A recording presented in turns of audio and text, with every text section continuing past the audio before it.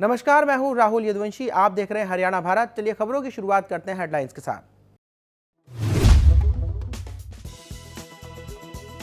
रोहतक के जाट कॉलेज में बदमाशों ने घुसकर की फायरिंग में 5 लोगों की मौत और 3 घायल।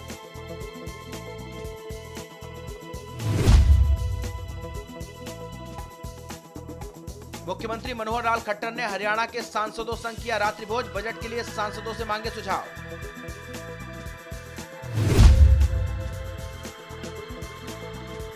हरियाणा भारत की खबर का हुआ असर। फरीदाबाद की पर्वतीय कॉलोनी की टूटी गली का सीएम ने लिया संज्ञान।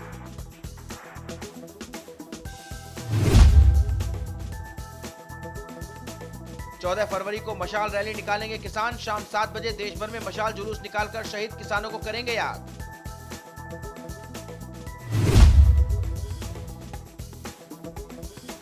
बसों पर चिपके हुए पोस्टरों को लेकर हुआ हरियाणा रोडवेज विभाग सख्त। बसों और खिड़कियों पर लगे पोस्टरों को तुरंत हटवाने के निर्देश।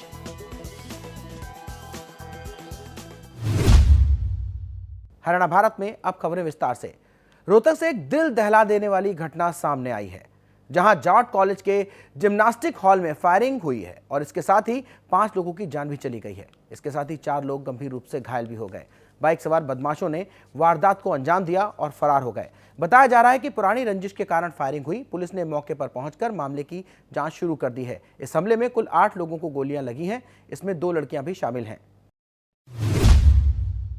प्रदेश के मुख्यमंत्री मनोहर लाल खट्टर ने 2021-22 के बजट के संबंध में बैठकों का सिलसिला शुरू कर दिया है। इस बीच मुख्यमंत्री ने नई दिल्ली में प्रदेश के सांसदों के साथ रात्रि भोज करके उनके साथ बजट को लेकर सुझाव भी साझा किए। इस दौरान प्रदेशाध्यक्ष ओपी धनखड़ और हरियाणा भाजपा की सह प्रभारी अन्नपूर्णा देवी भी मौजूद रहीं। मुख्यमंत्री ने वित्त मंत्री होने के नाते कहा कि जनहितकारी बजट बनाने के लिए सभी अपने अपने उत्तम सुझाव दें। वो ऐसा बजट प्रस्तुत करना चाहते हैं जो प्रदेश का विकास करें। बजट पूर्व कुछ मीटिंग्स की थी अलग अलग स्टेक होल्डर्स और साथ में हमारे जो चुने हुए प्रतिनिधि हैं, उसी क्रम में इस बार के बजट से पूर्व सांसदों से आज बैठ करके हमारी बातचीत हुई है। उसमें से कुछ अपेक्षाएं या कुछ नए विचार जो सांसदों ने दिए हैं, उनको निश्चित रूप से हम सुझावों को ध्यान में रखते हुए अपने बजट में कहीं ना कहीं उनको समाहित करेंगे।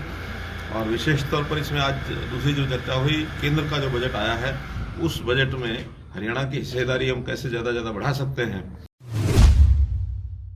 चलिए खबरों में आगे बढ़ते हैं। आपको बताते हैं हरियाणा भारत की खबर का बड़ा असर हुआ है। जी हां, जिसके बाद फरीदाबाद की पर्वतीय कॉलोनी में अपनी गली में सीवर का पानी भरा होने पर बारात आने की चिंता जो लड़की जता रही थी, उस लड़की कामिनी के ट्वीट के बाद प्रशासन हरकत में आया है और लड़की की मां ने मुख्यमंत्री को शादी के लिए आमंत्रण भी दिया है। जिसके बाद सीएम ने ट्वीट करके कामिनी को शादी की बधाई भी दी। हरियाणा भारत हमेशा जन सरोकार से जुड़े मुद्दे उठाता रहा है और आगे भी आपके हक की आवाज उठाता रहेगा। हमें आगे का सोशल मीडिया का सहारा लेना पड़ा है, क्योंकि हम इनके नगर निगम जाके पार्षद जी के पास जाके विधायक जी के सबके पास गए, पहले इनके पास गुहार लगाई है। जब इन्होंने 1-2 महीने हो गए जाते जाते इन्होंने नहीं सुना, तो लास्ट मोमेंट में हमें ट्वीट करना पड़ा। ये हमने अपनी जो परेशानी है, अपनी दिक्कतें हैं मुख्यमंत्री तक पहुंचाई और उनका मैं बहुत अभिनंदन करती हूँ कि उन्होंने हमारी सुनवाई करी जल्दी से, और हम तो बहुत उनका आभार प्रकट करना चाहते हैं। हरियाणा रोडवेज विभाग अब रोडवेज पर चिपके हुए तमाम तरह के पोस्टरों को लेकर सख्त हो गया है। आपको बता दें कि रोडवेज विभाग ने निर्देश दिए हैं कि बसों पर खिड़कियों पर किसी भी तरह के लगे पोस्टर को तुरंत हटवा दिया जाए। इतना ही नहीं, विभाग की तरफ से ऐसे पोस्टर बसों में चिपके मिलने पर केस दर्ज करने तक का कदम भी उठाया जाएगा। दरअसल प्रदेश के बसों में अमूमन कई तरह के पोस्टर चिपके हुए मिलते हैं, लेकिन अब रोडवेज विभाग ने ऐसे लोगों पर सख्ती करने की तैयारी कर ली है। नए कृषि कानून के खिलाफ किसानों का सड़क से संसद तक संग्राम जारी है। प्रधानमंत्री नरेंद्र मोदी के बार बार आश्वासन देने के बावजूद किसान मानने को तैयार नहीं है। वहीं इस बीच किसान कल यानी 14 फरवरी को मशाल रैली निकालेंगे।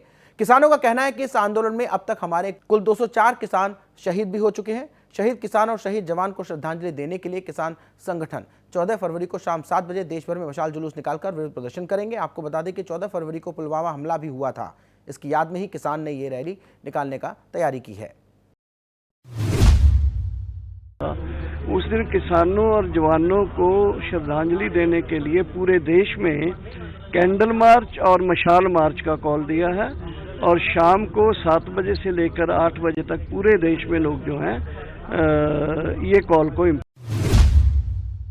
देश में 80 दिनों से चल रहे किसान आंदोलन के बीच अब एक बार फिर प्रदेश के सीएम मनोहर लाल खट्टर ने किसानों को आश्वस्त करते हुए कहा है कि नए कृषि कानून किसानों के हित में है, इससे उनका किसी भी तरह का कोई नुकसान नहीं होगा। वहीं किसानों के प्रदर्शन को लेकर खट्टर ने कहा कि आंदोलन के नाम पर सिर्फ राजनीति हो रही है, सरकार किसानों की हर मांग सुनने को तैयार है। पंजाब की दलित श्रम एक्टिविस्ट और मजदूर अधिकारी संगठन की सदस्य नवदीप कौर की गिरफ्तारी पर लगातार सवाल खड़े हो रहे हैं। वहीं अब नवदीप पर दर्ज मामलों की जांच करवाने के लिए गृह मंत्री अनिल विज ने भरोसा दिलाया है। जानकारी आपको ये दे दें कि नवदीप सिंधु बॉर्डर पर किसान आंदोलन के समर्थन में गई थी, जिसके बाद उन्हें गिरफ्तार कर लिया गया। जांच में नवदीप के अंगों पर चोट के निशान सामने आए थे, जिसके बाद इस मामले ने तूल पकड़ लिया। किसानों के मुद्दे और टूटी सड़कों को लेकर एनआईटी फरीदाबाद के विधायक नीरज शर्मा ने अपने समर्थकों के साथ धरना प्रदर्शन किया। उन्होंने कहा कि प्रदेश में सड़कें टूटी फूटी पड़ी हैं और उनमें गड्ढे हो चुके हैं, जिसके चलते कई लोग अपनी जान गंवा चुके हैं। ऐसी सड़कें जिनकी रिपेयर की उम्मीद भी खत्म हो चुकी है, इसलिए सरकार उन्हें किसानों के हवाले कर दे, जिससे किसान उस पर अनाज उगा सके। देखिए, किसानों की भी बात उठाई है और इसके साथ मेरा सरकार को एक सुझाव भी है जो सरकार के हित में भी है, जनता के हित में भी है। हो सकता है ये बात मजाक लगे और ये सरकार को ध्यानाकर्षण भी है। जो भी सड़कें 2-2 साल से ज़्यादा टूटी पड़ी हैं और जिनकी आने वाले समय में सरकार के यहाँ रिपेयरिंग की कोई उम्मीद नहीं लग रही, जिनमें 2-2 फुट से ज़्यादा के खड्डे हैं, मेरा सरकार को सुझाव है पूरे हरियाणा में वो सड़कें सरकार किसानों को दे दे। कम से कम वहाँ अनाज, मक्का, गेहूँ, धान कुछ बोया जाए, क्योंकि ट्रैफिक इन सड़कों पे चलता नहीं है। चलता भी है कोई गलती से तो वो मौत के मुंह में चला जाता है। जैसे पीछे भाई सचिन शर्मा की मौत हुई, या 10 फरवरी को आज से 7 साल पहले पवित्रा बच्चे की मौत हुई, कि कम से कम इन टूटी हुई सड़कों पे जो चलने फिरने के लायक नहीं रही हैं।